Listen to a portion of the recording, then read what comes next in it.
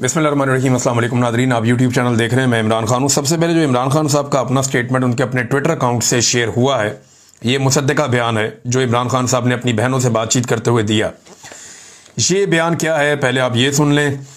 इमरान खान ने कहा कि मैं तमाम उम्र भी जेल में रहने को तैयार हूँ, लेकिन जुल्म और जबर के सामने झुकने का सवाल ही पैदा नहीं होता। पाकिस्तानी कौम को भी यही पैगाम देता हूँ कि किसी सूरत जबर के निज़ाम के सामने ना झुकें। मुज़ाकरात का वक्त अब गुजर चुका है, अब सिर्फ कौम के एहतजाज का वक्त है। पिछले कुछ रोज़ से जेल में मुझ पर सख्तियाँ मज़ीद बढ़ा दी गई हैं। मेरी अहलिया बुशरा बेगम पर भी सख्ती का दायरा कार बढ़ा दिया गया है। उनके सेल में जो टीवी मौजूद था वो भी बंद करवा दिया गया है। मेरे और मेरी अहलिया के तमाम इंसानी और कैदियों को दिए जाने वाले हुकूक मुअत्तल हैं, जिसका हिसाब होना चाहिए। मुझे मालूम है कि एक कर्नल और जेल सुपरिटेंडेंट अंजुम ये सब कुछ आसिम मुनीर के कहने पर करवा रहे हैं। अपनी पार्टी को वाज़ेह हदायत करता हूं कि अगर मुझे जेल में कुछ हुआ तो इसका हिसाब आसिम मुनीर से लिया जाए। बुशरा बेगम पर जुल्म इसलिए किया जा रहा है क्योंकि मेरे दौर में जब आसिम मुनीर को ओहदे से हटाया गया तो उन्होंने जुल्फी बुखारी के जरिए बुशरा बेगम को मुलाकात का पैगाम भेजा था, जिसे बुशरा बेगम ने ठुकरा दिया था। इसीलिए आसिम मुनीर ने उन पर सख्तियां रखी हुई हैं। शुरू दिन से ही उनकी कोशिश है कि बुशरा बेगम पर सख्ती करके मुझे तोड़ा जा सके। जिस जेल में मुझे रखा हुआ है वहां सैकड़ों पाकिस्तानियों के कातिल और दहशतगर्द भी मुझसे बेहतर हालत में रह रहे हैं। एक फौजी रिजवान को शानो शौकत से रखा हुआ है, लेकिन मुझ पर हर तरह का जुल्म जारी है। ये जो भी कर ले, इस जुल्म के आगे ना मैं पहले झुका था ना ही अब झुकूंगा। पंजाब में पिछले 2 साल से मरियम नवाज और मोहसिन नकवी के ज़ेरे साया जबर और फसादियत का जो माहौल है, उसने जमहूरियत और सियासी सरगर्मियों का खात्मा कर रखा है। तमाम मेंबरान असम्बली का काफिले की सूरत में पंजाब आकर सियासी इज्तिमा करना खुश आइंद है। इस वक्त मुझ समेत कई अफराद सख्त तरीन जेलें काट रहे हैं। इसलिए पार्टी का हर शख्स अपने ज़ाती इख्तलाफात को मुकम्मल तौर पर नज़रअंदाज करे। मीडिया के सामने अपनी ज़ाती और अंदरूनी मामलात को ज़ेरे गुफ्तगू लाना किसी तौर काबिल कबूल नहीं है। मेरी सख्ती से हदायत हैं कि पार्टी में बड़े से बड़ा ओहदेदार या छोटे से छोटा रुकन या जिम्मेदार social media, electronic media, print media या किसी भी और फोरम पर पार्टी के अंदरूनी मामलात या इख्तलाफात का इजहार मत करे। अपनी सारी तवज्जो सिर्फ और सिर्फ एहतजाजी तहरीक पर रखें ताकि मुल्क में इंसानी हकूक की बहाली मुमकिन हो सके। अगर किसी जिम्मेदार ने इस एहतजाजी तहरीक में हिस्सा ना लिया, फिर इसका फैसला मैं जेल से खुद करूंगा। तमाम पार्टी मेंबरान और ओहदेदारान को हदायत करता हूं कि मेरे ट्विटर पैगामात को खुद रीट्वीट भी करें और ज्यादा से ज्यादा अफराद तक मेरे ये पैगामात पहुंचाएं। सेनेट की टिकटों के हवाले से पार्टी बामी मुशावरत से फैसला करे। साबिक वज़ीर-ए-आज़म इमरान खान ने अडयाला जेल में वकला और अहले खाना से जो गुफ्तगू की, ये जनाब उसका खुलासा है।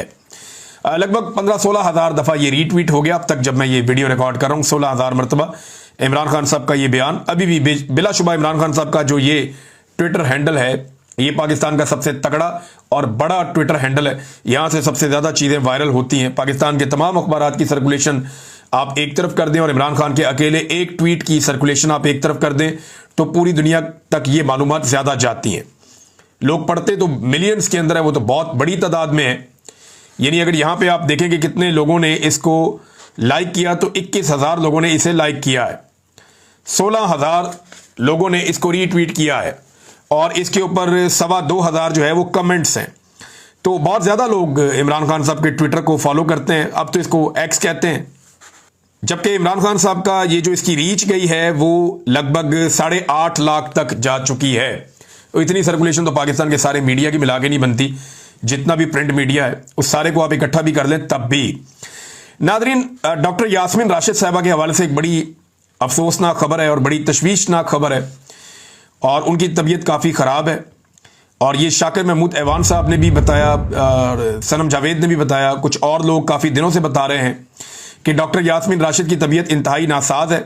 उन्हें सर्वदित अस्पताल मुंतकिल किया गया है और उन्हें जो है वोमिटिंग हो रही है, बुखार है, मैदे की सख्त तकलीफ़ है। गुज़िश्ता कई दिनों से वो बीमार थी, उन्हें सांस का प्रॉब्लम जो है वो उनके साथ मौजूद है और जेल में उनको ऑक्सीजन भी नहीं मिली। उन्होंने इसकी शिकायत भी की थी कि एक मौका पर जब उन्हें ऑक्सीजन चाहिए थी तो जेल में डॉक्टर यास्मीन राशिद साहिबा को ऑक्सीजन नहीं मिली, जिस वजह से उनकी तबीयत खराब हुई थी। ये वही डॉक्टर यास्मीन राशिद हैं जिन्होंने नवाज शरीफ के लिए सहूलतकारी की थी, उन्हें पाकिस्तान से बाहर भिजवाया था इलाज करवाने के लिए। जब मियाँ साहब ने कहा था उनके प्लेटलेट्स बहुत कम हो गए हैं, खुदा न खास्ता उनकी जान जा सकती है, अदालत ने भी कहा कौन जिम्मेदार होगा, तो फिर डॉक्टर यास्मीन राशिद साहिबा ने मियाँ साहब को तमाम सहूलियात फराम की, अस्पतालों में उनकी फैमिली को सहूलियात फराम की, अस्पतालों का सारा निज़ाम उनके ताबे कर दिया। और फिर एस्टेब्लिशमेंट ने किस तरीके से मियाँ साहब के प्लेटलेट्स की रिपोर्टें बनाकर मियाँ साहब को पाकिस्तान से बाहर रवाना कर दिया, और बाहर जाते ही मियाँ साहब के प्लेटलेट्स ठीक हो गए। वो हमने चैलेंज किया हुआ, मियाँ साहब ने आज तक उसका जवाब नहीं दिया था। अब नादरीन, ये डॉक्टर यास्मीन राशिद साहब वही खातून है, लेकिन उसी नवाज शरीफ को इन्होंने शिकस्त दी इलेक्शन में, और वही नवाज शरीफ और नवाज शरीफ के जो आका हैं वो इन्हें बाहर नहीं आने दे रहे। आज उसी नवाज शरीफ की बेटी की सूबे में हुकूमत है, और डॉक्टर यास्मीन राशिद साहिबा के साथ क्या हो रहा है ये आप सबके सामने है। तो शरीफ खानदान जो है ये किसी का भी सगा नहीं है, ये सिर्फ अपने मफाद के हैं। इनके साथ आप नेकी भी करेंगे तो ये क्या करेंगे वो आपके सामने है। इमरान खान साहब ने अपने जो बयान में कहा कि सेनेट की टिकटों के हवाले से पार्टी बाहमी मुशावरत से फैसला करे। इससे पहले इमरान खान साहब खुद फाइनल करते रहे टिकटें। अभी शेख वकास अकरम साहब ने नेशनल टीवी पे इंटरव्यू देते हुए कहा, वसीम बदामी साहब से वो बात कर रहे थे, तो शेख वकास अकरम साहब ने कहा कि मिर्जा अफरीदी का टिकट पहले भी इमरान खान ने फाइनल किया था, अब भी इमरान खान ने फाइनल किया है। तो जो लोग भी तनकीद कर रहे हैं वो इमरान खान के फैसले पे तनकीद कर रहे हैं। तो देखिए, अगर सरमायादार को टिकट इमरान खान साहब देंगे और ये बताएंगे कि वो इनकलाब ला रहे हैं इसके जरिए से, तो ये तो फिर कोई भी बिलीव नहीं करेगा। अगर मिर्जा अफरीदी जो है ये अपने पैसे की बलबूते के ऊपर काबिल कबूल बन गया, जिसने बहुत इंजॉय किया वो टाइम जब पाकिस्तान तहरीक इंसाफ को मार पड़ रही थी, जब तहरीक इंसाफ के कारकुनों को, मीडिया को, शायरों को, सिविल सोसाइटी को, वकला को, सबको मार पड़ रही थी, आम आदमियों को, औरतों को मार पड़ रही थी, उस वक्त मिर्जा अफरीदी और कुछ और लोग इंजॉय कर रहे थे। अगर मिर्जा अफरीदी ने उनके लिए ये गुंजाइश निकल गई है, तो असद उमर, अली जैदी, इमरान इस्माइल, फवाद चौधरी, फरूक हबीब, महमूद खान, अंदलीब और मुराद राज, बहुत सारे दर्जनों और लोग हैं, बेशुमार हैं, तो इन सब के लिए भी गुंजाइश निकल जानी चाहिए फिर तो। या सिर्फ उसी के लिए गुंजाइश निकलेगी जिसके पास पैसा ज्यादा है या जो चंदा ज्यादा दे सकता है? तो ये तो इमरान खान के खाते डाल दिया। शेख वकास अकरम साहब ने क्लियरली कह दिया कि पहले भी मिर्जा अफरीदी को इमरान खान ने फाइनल किया था और अब भी इमरान खान ने फाइनल किया। वैसे इमरान खान साहब ने जेल में बहुत सारे लोगों को वादा कर लिया था सेनेटर बनाने का, लेकिन हुआ ये कि पीटीआई की सीटें कम रह गई, मखसूस नशिस्तें भी चली गई, उससे भी 2 सेनेटर इनके कम हो गए। तो जब सेनेटर्स की तादाद कम होती चली गई, तो ऐसी सूरत में यानी एक आधा सेनेटर ज्यादा अपोजिशन को, इनको तो 9-10 सेनेटर इनको मिल रहे थे, तो इमरान खान साहब ने उतने ही लोगों से वादा कर लिया था। अब वादा ज्यादा से कर लिया है, सीटें कम रह गई हैं, लिहाजा पार्टी जो है वो खुद ही डिसाइड करे। तो पार्टी का झुकाव तो बज़ाहिर जो दिखाई दे रहा है वो सरमायादारों की तरफ है और सरमायादारों को फायदा होगा। अच्छा, एक सर्वे करवाया था तारिक मतीन साहब ने कि मिर्जा अफरीदी को टिकट मिलना चाहिए या एक और बंदे का नाम लिखा हुआ था, पीटीआई के कोई बड़े मशहूर आदमी है, उनका एक नाम लिखा हुआ था। तो उन्होंने सर्वे करवाया तो मिर्जा साहब का बहुत नीचे डाउन जा रहे थे। वोटिंग वाला सर्वे था। वोटिंग वाले सर्वे में बॉट्स इस्तेमाल हो जाते हैं। आप एक तरीकाकार है, आप पैसा खर्च करते हैं तो वोटिंग का जो ट्रेंड है वो आपके हक में आ जाता है। मिर्जा साहब का पैसा भी है, एस्टेब्लिशमेंट के बाद सिस्टम भी है, तो एकदम से मिर्जा अफरीदी साहब आखिरी वक्त में ऊपर आए और आकर वो शायद जीत गए वो मुकाबला। लेकिन अब आप आ जाएं, मैंने एक सर्वे करवाया और ये जो सर्वे का तरीका मैंने रखा था ना, इसमें 2 नंबरी नहीं हो सकती, इसमें जो बॉट्स हैं वो काम नहीं कर सकते। उसकी वजह यह है कि यहां हम सवाल करते हैं 1 और 2 को लेकर, यानी अगर आप बचना चाहते हैं, नॉर्मली वैसे अगर आप ट्विटर के ऊपर, एक्स के ऊपर सर्वे करवाएं और उसको खरीदा ना जाए, उसके अंदर जो है वो इन्वॉल्वमेंट ना की जाए बॉट्स की, तो फिर वो ठीक सर्वे होता है। लेकिन अब क्योंकि एस्टेब्लिशमेंट बार बार इसके अंदर मुदाखलत करती है, कुछ सियासी जमातें भी करती हैं, लोग पैसा खर्च करते हैं, तो मिर्जा अफरीदी वाले इशू को फिर हमने एक और तरीके से सर्वे किया और ये बड़ा सादा तरीका है सर्वे करने का। इसमें मैंने सवाल पूछा था, क्या खैबर पख्तूनख्वा में कुर्बानी देने वाले वर्कर्स की जगह सरमायादार मिर्जा अफरीदी को सेनेट का टिकट देना दुरुस्त फैसला होगा? अब ये फैसला कोई भी करे, चाहे इमरान खान करे, चाहे अली अमीन करे, चाहे कोई भी करे, बैरिस्टर गौर करे, कुछ लोग कह रहे हैं सलमान अकरम राजा ने इस पर एतराज किया है। बहरहाल जो भी फैसला करे, तो ये फैसला दुरुस्त होगा या गलत होगा? तो हमने हाँ के लिए 1 का ऑप्शन दिया था और नहीं के लिए 2 का ऑप्शन दिया था। अब तक जो मुझे इस पे वोट मौसूल हुए हैं वो लगभग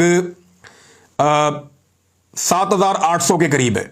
7800 वोट इस पे अभी तक पड़े हैं कमेंट्स में 1 और 2 लेकर, और मैंने अपनी टीम को बड़ा लंबा टाइम दिया कि आप इसको जज करें और मुझे बताएं कि कितना वोट किसको पड़ा है। तो 100-150 वोट के बाद कोई एक आधा वोट पड़ता है मिर्जा अफरीदी को। ये आप निकाल लें, ये सबकी अमानत है, आप निकालें और निकालकर आप चेक कर लें, आपको फौरन पता चल जाएगा। आप निकाल लेना और निकालकर पढ़ना शुरू कर दें, 1 कितनी दफा लिखा हुआ है, 2 कितनी दफा लिखा हुआ है, लोगों ने ही डाले ना ये वोट सारे, तो आपको 1 मिलेगा 100-150 के बाद, यानी लगभग 1-2% मैक्सिमम भी लगाएं, चले 3%, लेकिन मिर्जा अफरीदी को लोग वोट नहीं कर रहे। ये मैं अवामी राय बता रहा हूं, आम आदमी ये कह रहा है, लेकिन पाकिस्तान तहरीक इंसाफ या इमरान खान साहब ने अगर मिर्जा अफरीदी को टिकट देने का फैसला किया है, या उन्हें अपने वोट जो आजाद उम्मीदवारों के वोट हैं वो उन्हें देने का फैसला किया है, तो ये उनकी पार्टी है, उनकी अपनी मर्जी है, लेकिन ऐसे सरमायादारों के घरों से इनकलाब नहीं आया करता, फिर ये कंट्राडिक्शन हो जाएगी। अच्छा, पाकिस्तान तहरीक इंसाफ के पास नाजरीन इस वक्त भी एक डील मौजूद है, ये मैं आपको बता देता हूं। इसी की बुनियाद पे पाकिस्तान तहरीक इंसाफ के लोग कुछ बातें कर रहे हैं।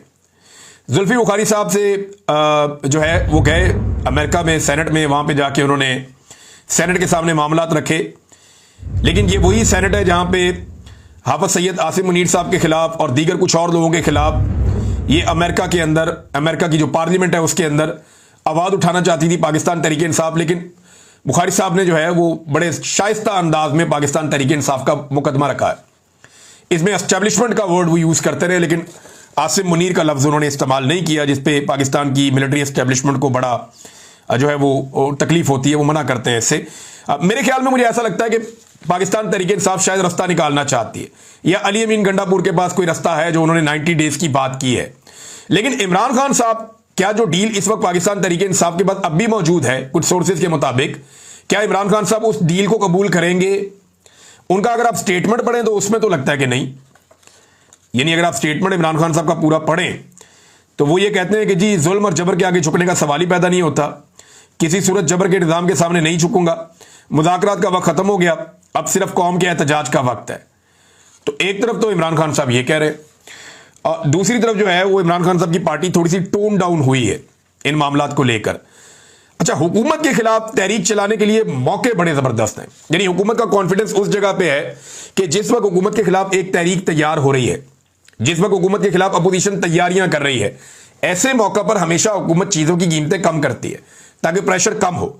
लेकिन हुकूमत को इस अपोजिशन के नालायकी पर इतना यकीन है कि हुकूमत ने चीजों की कीमतें कम करने की बजाय उनकी कीमतें बढ़ा दी हैं, यानी जब पेट्रोल की कीमत बढ़ती है तो चीजों की कीमतें बढ़ती हैं। मिसाल के तौर पर पेट्रोल जो है 5.5 रुपए, डीजल 11.5 रुपए इन्होंने महंगा कर दिया है, और इसके ऊपर आपको ये 15 दिन में दूसरी मरतबा किया है।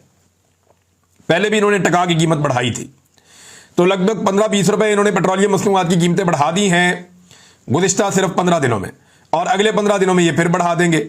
और आलमी मंडी में लगातार कम होती जा रही, कम 70 रुपए से भी नीचे चली गई आलमी मंडी में पेट्रोलियम मसनूआत की कीमतें, लेकिन ये बढ़ाते चले जा रहे हैं।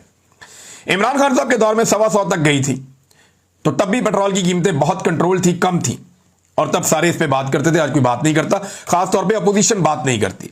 देखिए, पाकिस्तान तहरीक इंसाफ ने ऐसा लगता है कि सारा इन्हिसार इस बात पे रखा हुआ है कि इमरान खान साहब की मकबूलियत से ही हम इलेक्शन लड़ेंगे, इमरान खान साहब की मकबूलियत से ही हम लोगों को बाहर निकालेंगे, इमरान खान जेल काटेगा, लोग इमरान खान के साथ खड़े होंगे, उसके बदले में हमें वोट पड़ा करेंगे।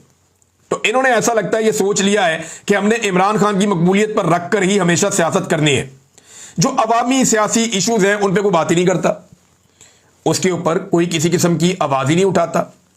आप गौर कर लेना, किसान के लिए क्या पाकिस्तान तहरीक इंसाफ निकली?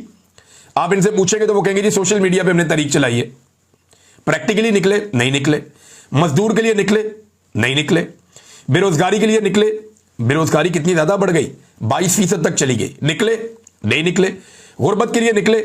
आधा पाकिस्तान गुर्बत की लकीर से नीचे जा रहा है तकरीबन, और यह सारा इसी दौरे हुकूमत में हुआ। क्या पाकिस्तान तहरीक इंसाफ गरीबों के साथ खड़ी हुई? नहीं हुई, सोशल मीडिया पे खड़ी हुई। और वो सोशल मीडिया का कमाल है, जो प्रैक्टिकली मैदान में निकलकर सियासत आपने मैदान में करनी होती है। अगर 8 फरवरी 2024 को पाकिस्तान की आवाम सोशल मीडिया पे ही सिर्फ आपको वोट डाल देती तो क्या आप इलेक्शन जीत जाते? उसके लिए लोग निकले, प्रैक्टिकली पहुंचे, डब्बों के अंदर वोट डाले और वोट डालकर उनके ऊपर पहरा दिया, इस तरह आपको सीटें मिली है। तो आप प्रैक्टिकली आवाम के साथ खड़े हुए या नहीं हुए, ये बड़ा सवाल है। यानी महंगाई का तूफान आ गया, गरीब आदमी के साथ आप खड़े नहीं हुए, मुआशी तबाही होगी। आटे का स्कैंडल के खिलाफ पीटीआई खड़ी हुई? नहीं हुई। चीनी के स्कैंडल के खिलाफ पीटीआई ने एहतजाज किया? नहीं किया। दहशतगर्दी बेकाबू हो गई। डॉक्टरों और हेल्थ वर्कर्स के साथ जो पंजाब में हुआ, क्या कुछ किया पीटीआई ने? कख नहीं किया। वकला का साथ नहीं दिया, उसातिज़ा का साथ नहीं दिया, तलबा का साथ नहीं दिया जो तलबा के साथ हुआ, बल्कि बैकफुट में चले जाते हैं।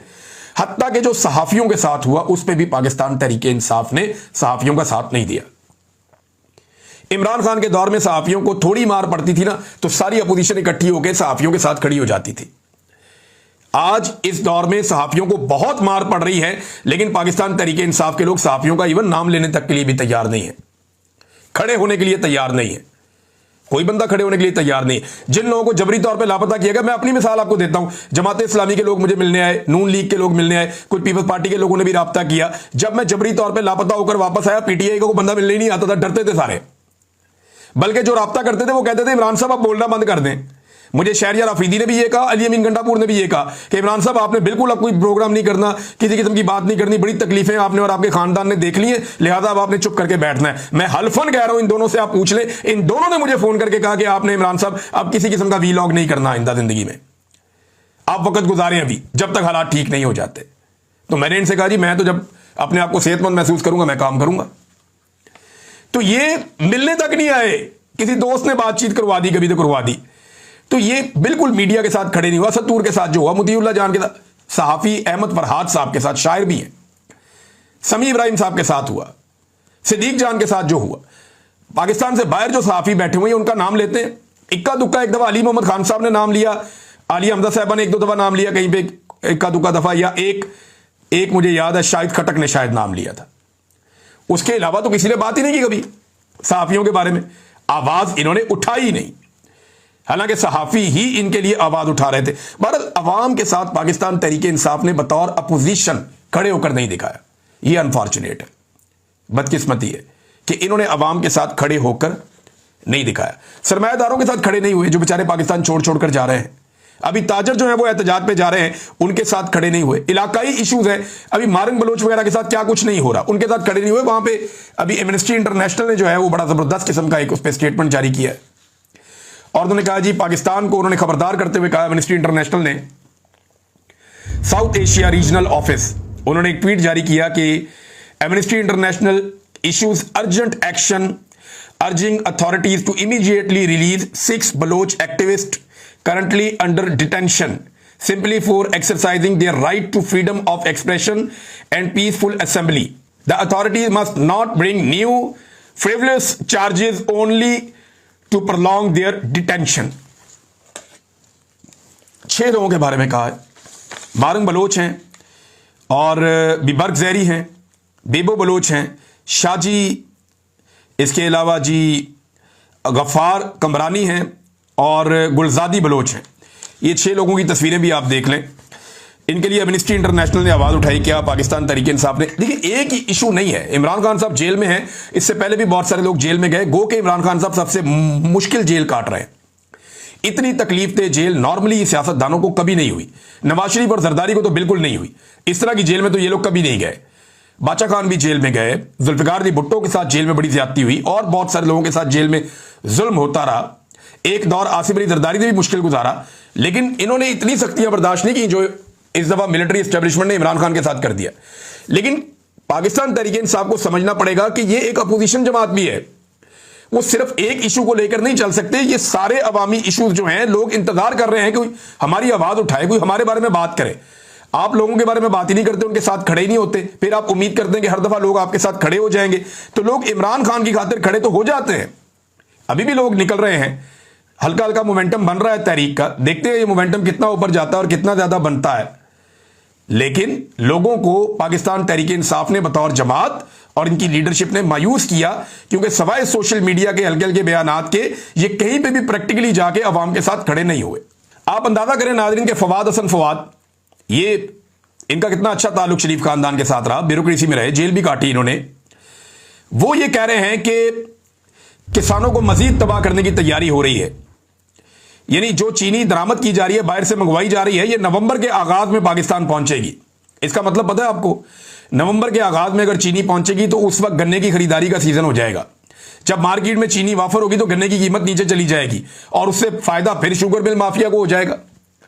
यानी वो लोग आवाज उठा रहे हैं लेकिन अपोजिशन आवाज नहीं उठा रही, बदकिस्मती से। नाज़रीन, अली ज़फ़र साहब ने जो है बैरिस्टर अली ज़फ़र साहब ने एक दो बातें की है, ये इंपॉर्टेंट है। एक तो उन्होंने कहा इमरान खान साहब के बेटे पाकिस्तान में तहरीक चलाने नहीं अपने वालिद को मिलने आ रहे हैं। मैंने आपको पहले भी कहा था पाकिस्तान में एज सच शायद वो कोई तहरीक ना चलाएं, मुलाकातें वगैरह करेंगे और फिर दुनिया के अंदर जाके वहां पे पैगाम पहुंचाएंगे लोगों को इमरान खान साहब के हवाले से, और ह्यूमन राइट्स के मामला जो हैं खासतौर पे जो उनके वालिद साहब के साथ हो रहा है वो चीजें दुनिया के सामने रखेंगे।